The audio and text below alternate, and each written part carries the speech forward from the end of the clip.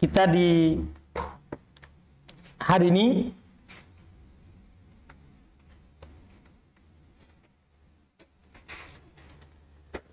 tanggal 10 Dzulqa'dah 1442 Hijriah, memulai kajian pelajaran kitab Shoroh tingkat kedua di dalam bacaan kita, silsilah ilmu Shoroh.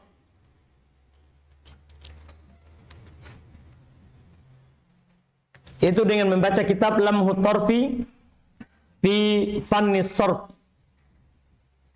Lamhu at-Tarfi fi Fanni as-Sarf. Karya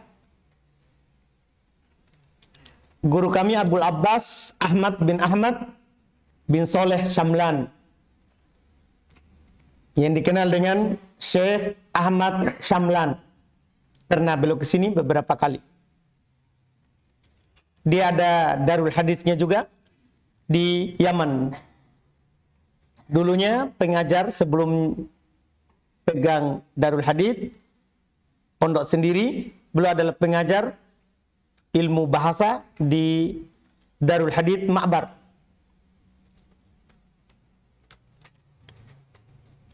Buku ini dengan judul yang kita dengar, Lamhut Tarfi. Lamh itu artinya, ya, kalau kita membuka kamus di dalam bahasa kita, bahasa Indo, bahasa kita, lamhu itu artinya, iya, memandang atau melihat. Memandang atau melihat atau menatap. Kemudian kalau kata torof, ya, bermakna ujung. Juga bisa diterjemahkan mata. Torof itu, torful ain, itu biasa di pandangan ujung. Tapi dia ujung mata. Ujungnya mata. Itu torof. Karena torof secara bahasa maknanya juga adalah al-harf, ujung dari sesuatu.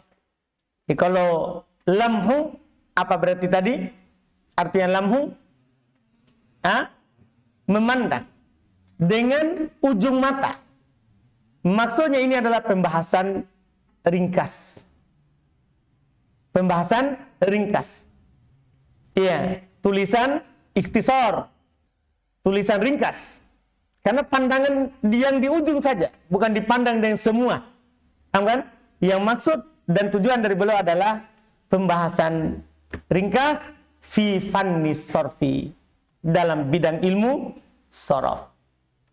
Dalam bidang ilmu sorof. Iya.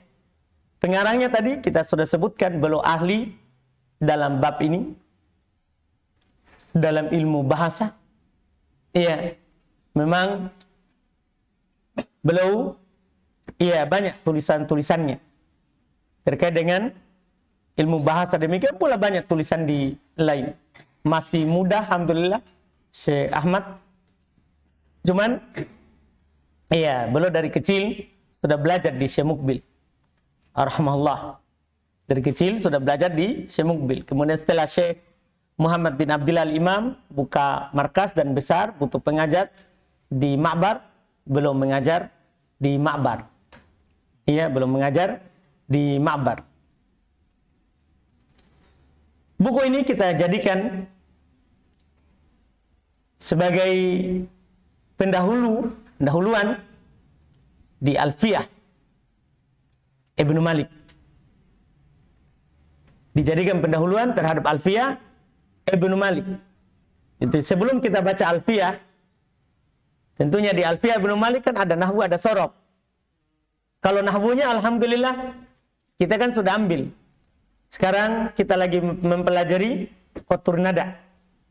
Nanti setelah Qatur Nada, Alfiyah Ibnu Malik dengan membaca Syarah Ibnu Aqil. Sebelum masukkan di situ ada pelajaran sorof, nanti kita akan kaget pembahasan dari Ibnu Malik terkait dengan apa? Sorof. Makanya kita mempelajari dulu kitab sorof sebagai pendahuluan dari kitab itu. Kita pilih buku ini, kenapa? Alasannya, padahal ada kitab sorof yang lain. Misalnya anak pernah pelajari, ada kitab tasrif, ada tatbik as-sorfi, ya, ada juga Syadl Arfi. Saya juga pernah pelajari kitabnya Ibnu Malik sendiri dalam khusus sorof, Lamiyatul Af'al, bersama ya penyempurnanya dari anak beliau sendiri. Saya pernah pelajari, tapi kenapa kita pilih ini? Padahal banyak kitab yang lain, karena keindahannya dari Syekh Ahmad, ya, tidak satu masalah pun yang beliau singgung dan beliau bahas di sini. Kalau ada pembahasan itu di Alfiyah Ibnu Malik, maka beliau sebutkan dalilnya. Pembahasan itu yang beliau uraikan, dalilnya berupa Alfiyah Ibnu Malik.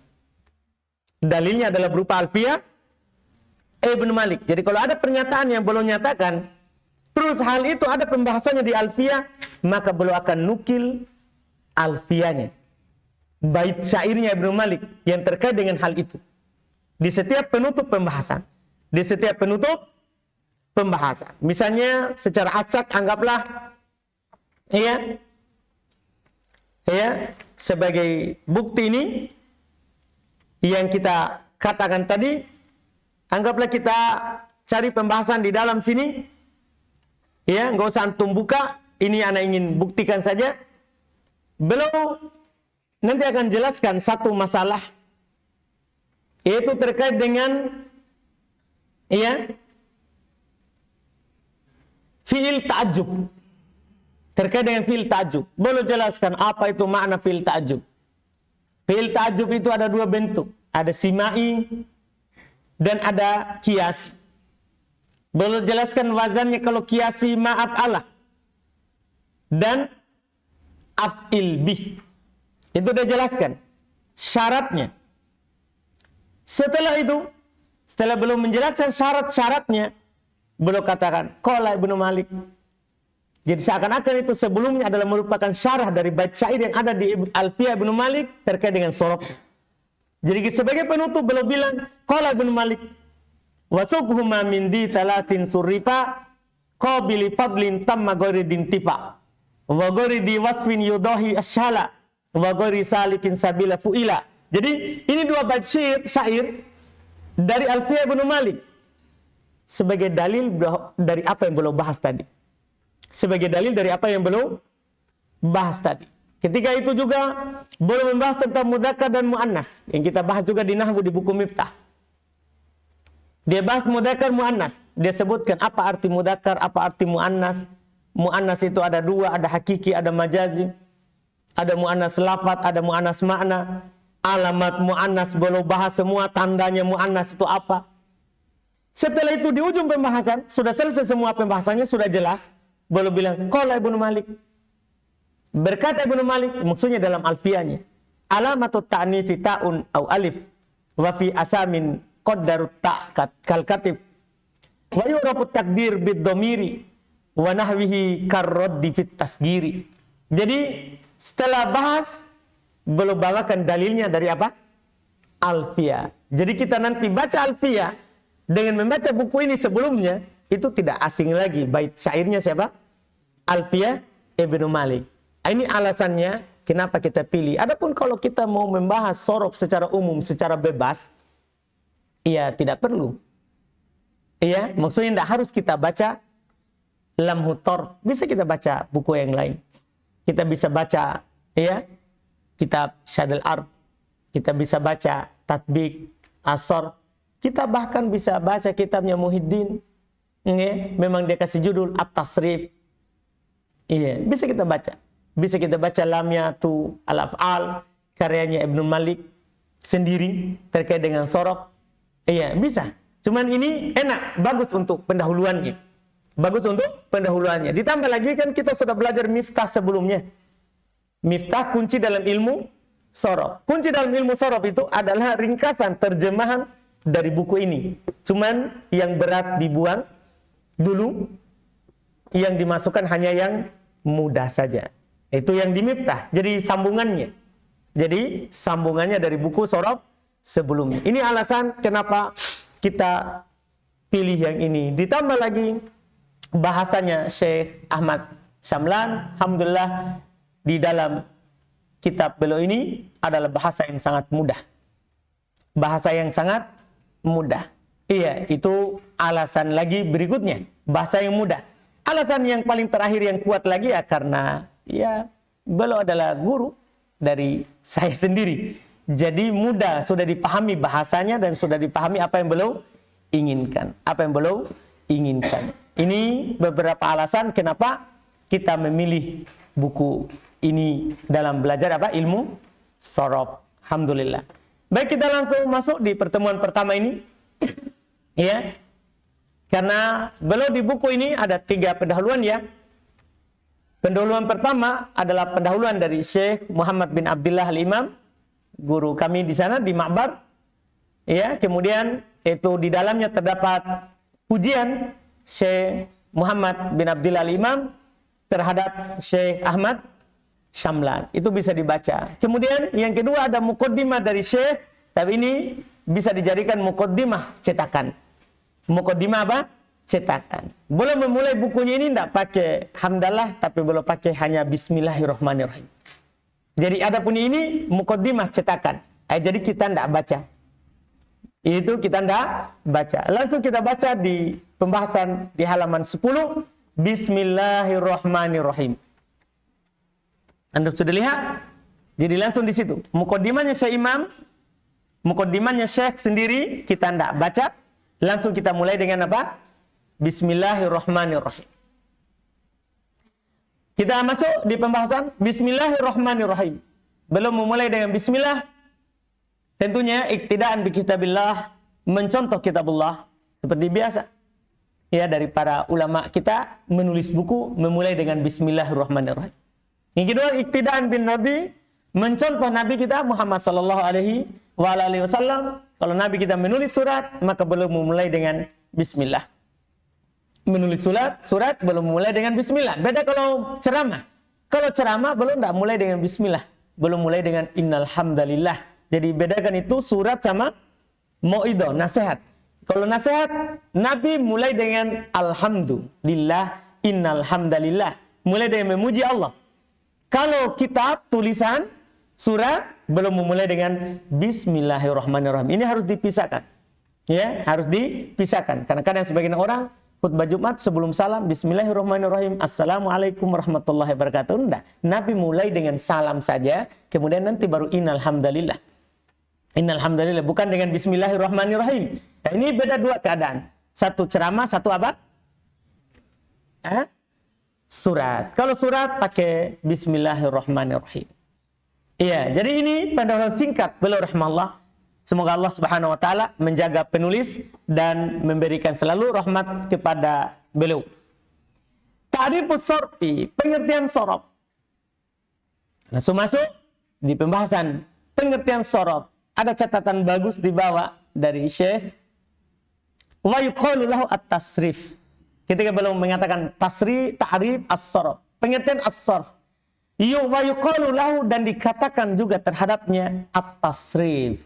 Kadang-kadang dengan ini ilmu sorof atau ilmu tasrif. Apa yang benarnya? Dikatakan juga at-tasrif. Wa huma bima'nan wahid. Dia sama, keduanya satu artinya. Wal ikhtilaf min haitsul lafaz. Perbedaannya hanya dalam sisi apa? Lafaz. Fasarfu masdar sorofa. As-sarfu masdar dari kata sorofa. Sorofa yasrifu sorfan. Paham kan? Wa bitakfif, dengan diringankan, sorf. Wa huwa istilahul mutaakhirin. Ini istilahnya ulama belakangan. Jadi ulama belakangan kalau sebut ilmu tasrif, mereka bilang apa? Ilmu sorof. Orang belakangan. Wa tasrif masdar sorrofa, yang ditasydid. Sementara tasrif masdar dari kata apa? Sorrofa. Karena sorrofa yusorribu tasrifan. Jadi ditasydid. Itu asalnya, beda asalnya. Bit tad'if, dengan ditasydid tengahnya, huruf ainnya. Wa istilahul mutaqaddimin, dan ini adalah istilah orang-orang yang terdahulu. Jadi sama saja, kadang ada ulama mengatakan kitabut tasrif, kitabus sorfi, sama saja. Ya, sama saja. Kita pakai kemarin di buku Miftah, misalnya Al-Miftah fi ilmu sorfi, mutaakhirin. Ya, kita orang mutaakhirin, bukan orang mutaqaddimin. Anda paham kan? Masa kita pakai istilah yang kita orang terakhir. Anda paham kan? Ini maksudnya, makanya perlu kasih nama dengan apa? Apa judulnya? Lamhut torfi fi fanni as-sorfi. Sesuai dengan masanya. Jangan sampai nanti anak cucu kita datang, wah berarti ini mutaqaddimin Syekh ya. Kan begitu maksudnya. Jadi ini judul menggambarkan bahwa buku ini siapa yang tulis? Mutaakhirin atau mutaqaddimin? Paham kan? Ini Masya Allah.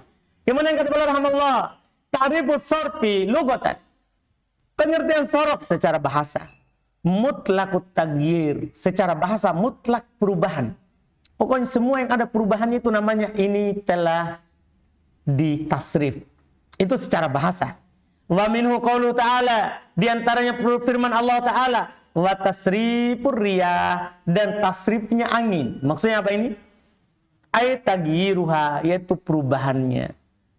Perubahannya. Ini secara bahasa. Iya. Jadi secara bahasa adalah perubahan. Ya, secara istilah.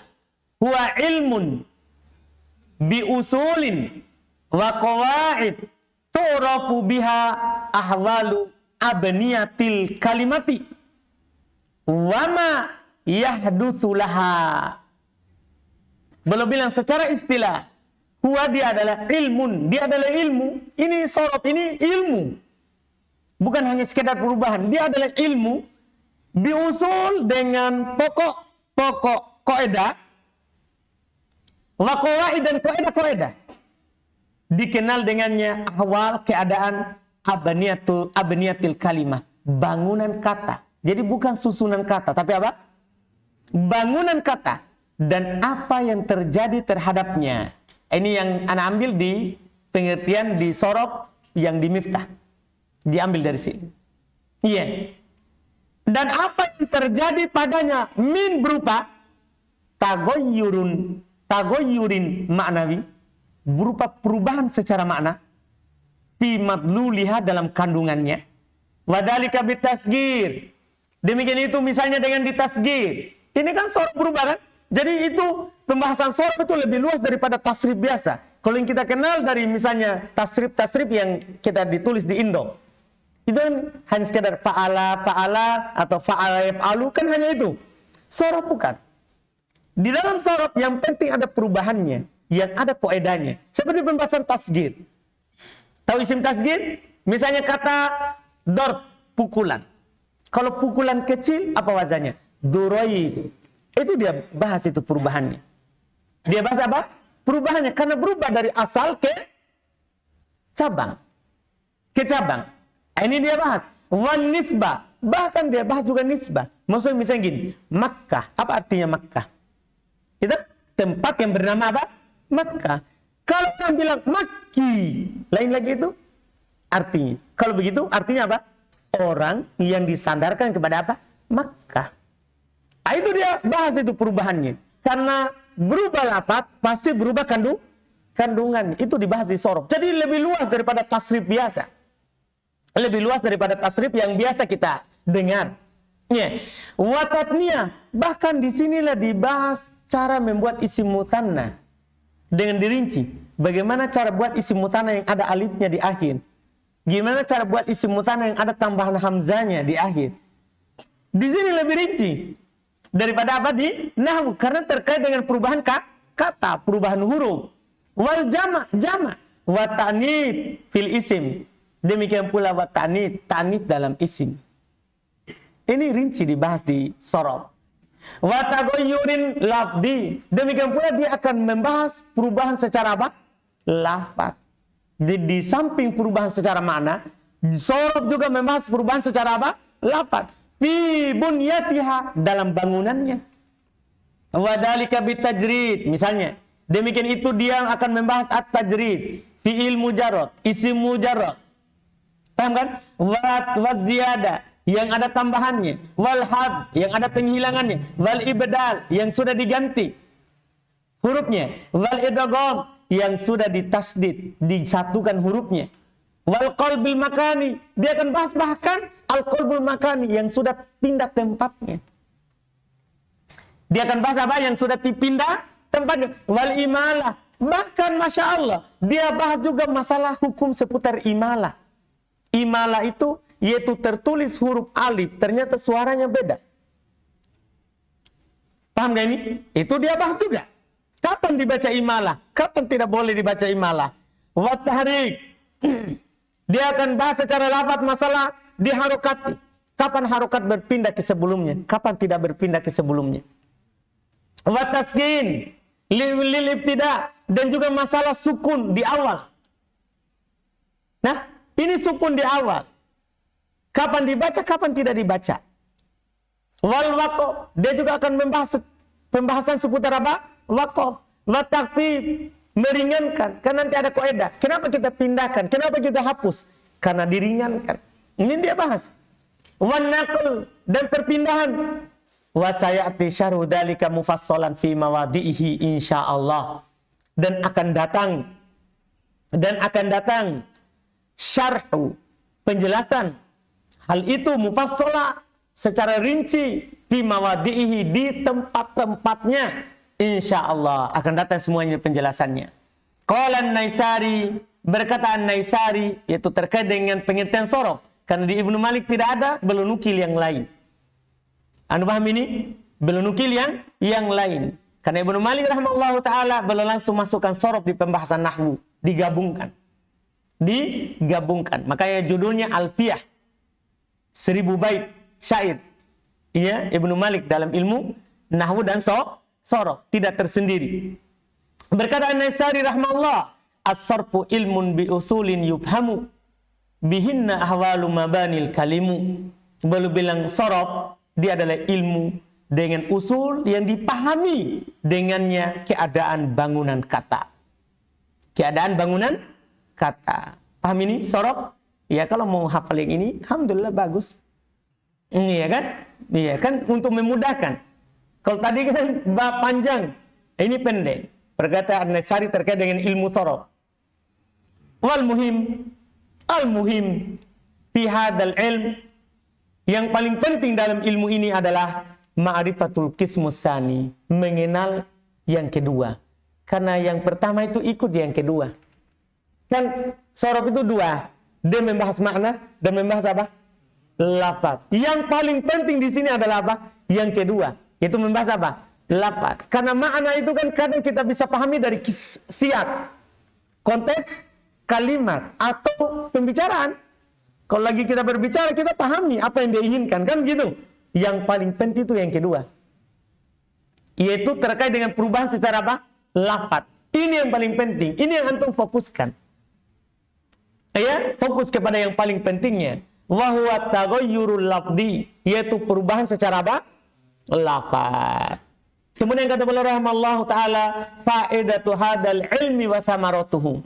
Setelah beliau menjelaskan apa itu sorof, maka beliau sebutkan apa faedah ilmu ini dan apa buah yang bisa kita petik dari mempelajari ilmu sorof. Masya Allah. Kata beliau rahimallahu, satu, saunul lisani anil khata' fil mufradat, menjaga lisan dari kesalahan dalam mufradat, dalam kosakata. Ya. Yang kedua, takhfiful alfaz as-sakilah, meringankan lafaz-lafaz yang berat, liyashulan nutqu biha, supaya mudah diucapkan dengannya. Ini ringan kalau kita sudah baca miftah, kan? Kan ada semua di miftah juga. Supaya ringan, supaya lafaz-lafaz yang sulit untuk diucapkan. Kemudian jim, yang ketiga, hifdzul lughah, menjaga bahasa Arab. Wa itra'uha biwujudil mustaqat al-mutakatsirah, dan memperkaya bahasa Arab dengan adanya pecahan-pecahan yang sangat banyak. Maudu'u, pembahasannya. Itu tadi faedahnya. Pembahasannya, apa yang dibahas dalam ilmu sorof? Susunan kalimat atau kata? Paham kan? Kata beliau rahmallah, al-alfadul arabiyah, dia membahas lafaz-lafaz dalam bahasa Arab. Wala yadkhulu illa fil asma'il mutamakkinah, dan dia tidak masuk kecuali pada isim-isim yang mutamakkinah, isim mu'rab. Mutamakkina maksudnya mu'rab. Ini bahasanya orang sorof berbeda dengan bahasanya orang nahwu. Kalau nahwu ya mu'rab karena terkait dengan akhir. Kalau sorof mutamakkina karena akhir, awal, tengahnya. Paham ya? Isim-isim yang mu'rab, yang mutamakkina. Wal af'al al-mutasarrifah. Dia hanya membahas fi'il-fi'il yang bertasrif. Fakharaja al-harfu wasyibuhuhu. Maka keluar huruf yang dan yang semisal dengannya. Karena huruf kenapa? Mabani. Demikian pula yang mirip dengan huruf, yaitu isim-isim yang mabani. Qala Ibnu Malik. Lihat, kita langsung belajar alfiyah di sini. Walaupun tidak semua bait syairnya, yang penting yang ada sorobnya belum bawakan di sini sampai akhir buku. Belum bawakan. Karena kalau dibandingkan dengan nahwu, dalam bait syair alfiyah Ibnu Malik lebih banyak nahwunya daripada sorob. Karena sorob memang sedikit kaidahnya. Iya. Kata beliau rahimahullah, qala Ibnu Malik fil Khulasah, harfun wa shibuhu minas sarfi bari wa ma siwahuma bistasrifin hari. Huruf dan yang mirip dengan huruf minas sarfi bari, dari sorof dia tidak ada. Maksudnya bariun minas sorof, berlepas diri dari sorof. Jadi huruf tidak ada di sini. Ini ada yang didahulukan ya. Ini minas sarfi itu dikedepankan. Asalnya bariun minas sarfi. Ya, cuma dihilangkan hamzahnya juga karena wazan bait syair. Ya. Huruf dan semisal dengannya bariun minas sarfi, berlepas diri dari sorof. Alhamdulillah, kurang beban. Wa ma siwahuma bitasrifin hari, dan apa selain daripada keduanya maka hariyun bitasrif, tentunya dia masuk dalam tasrif. Jelas ini? Kemudian kata beliau rahimahullah, tambih, itu sebelum masuk di poin berikutnya, tambih qad yadkhulu tasrif ba'dul huruf atau ba'dul huruf. Kadang dibaca bisa ba'du, berarti tasrifa. Qad yadkhulu tasrifa. Tasrifannya sini bukan juga mansub karena maf'ulun bih, tapi mansub atas iskoti al-khafid. Qad yadkhulu tasrifa ba'dul huruf. Kadang sebagian huruf masuk dalam tasrif. Gimana ini? Awil asmaul mabniyah. Kadang juga isim mabni masuk dalam tasrif. Wal af'al al-jamidah. Demikian pula fi'il jamid. Kan seharusnya tadi yang masuk adalah fi'il yang mu'rab, isim yang mu'rab dan fi'il yang mutasarrif. Tapi ini masuk. Kenapa ini? Lakin ala syudud.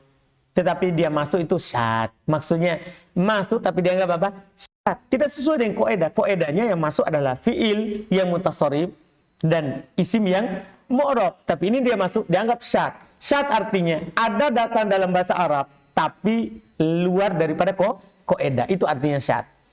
Bukan tidak datang dalam lafaz Arab, tapi ada cuman di luar daripada kaidah, teori umumnya. Ma'adami mura'atil qawaid ghalibah. Bersamaan dengan itu dia tidak memperhatikan kaidah kebanyakannya.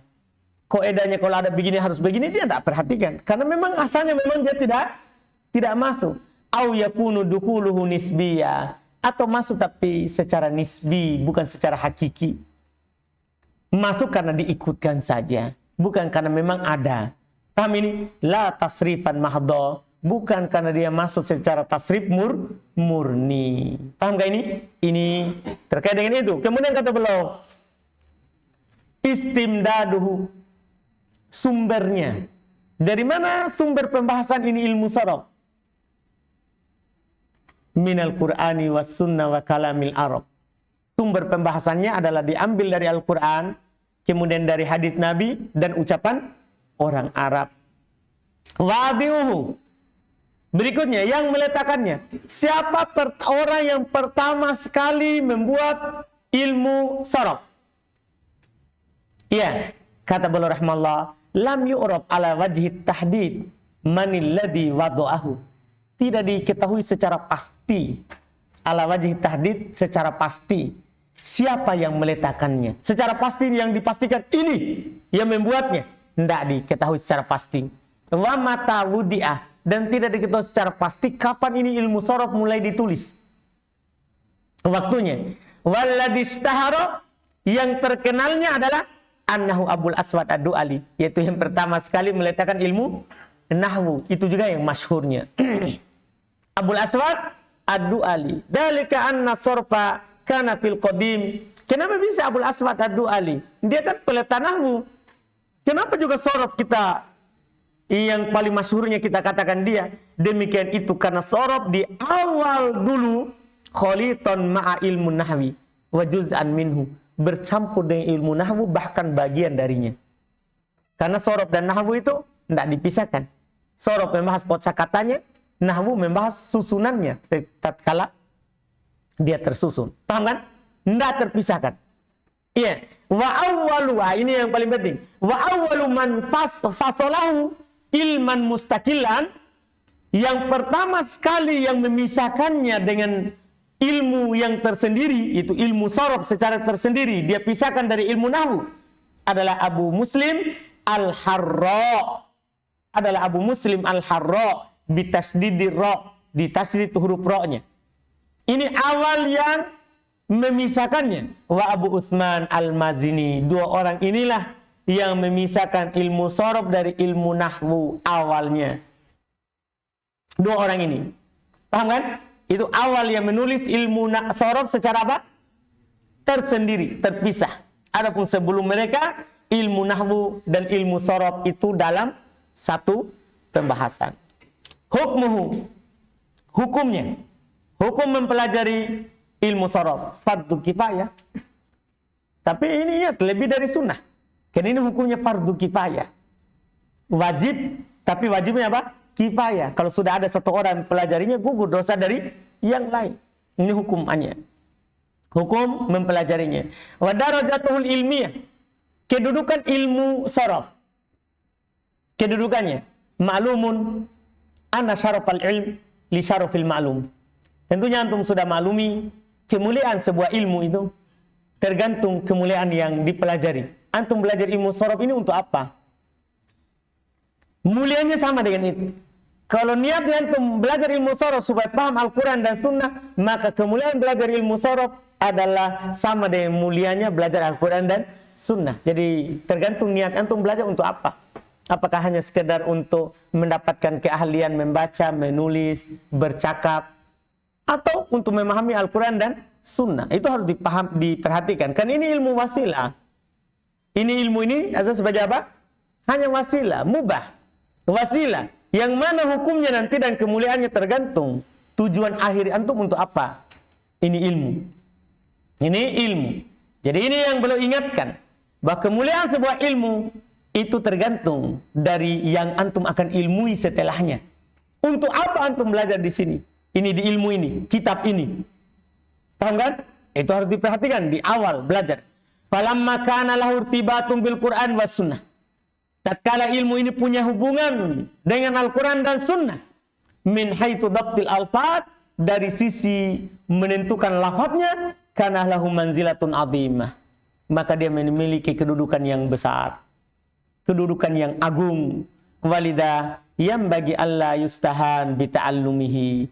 Oleh karena itu kata beliau, sepantasnya tidak boleh antum merasa hina untuk mempelajarinya. Dan jangan menghinakan ilmu ini.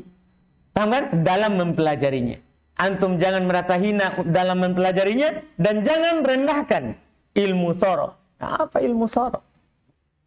Paham kan? Jangan. Kenapa? Wa ta'limi, dalam mempelajarinya. Wa ta'limi, dan dalam mengajarkannya.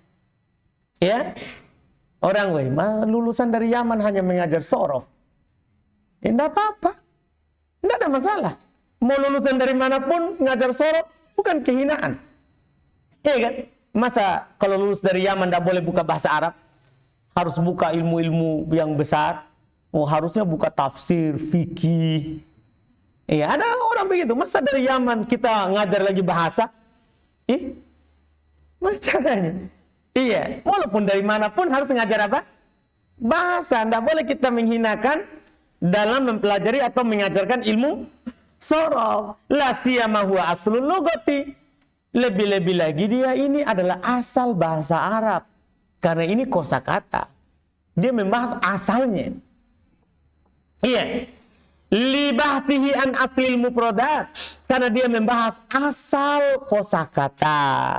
Qala Abul Fathi Ibnu Jinni, Bukan anaknya jinni, tapi bapaknya namanya memang jinni. Berkata Abul Fatih Ibnu Jinni, inna ilma sarfi asyrafu syatril arabiyah wa agmaduha. Sungguh ilmu sorof itu yang paling mulia dari syatra, dari pembahasan ilmu bahasa Arab. Wa agmaduha, dan yang paling rincinya, paling tertutupnya.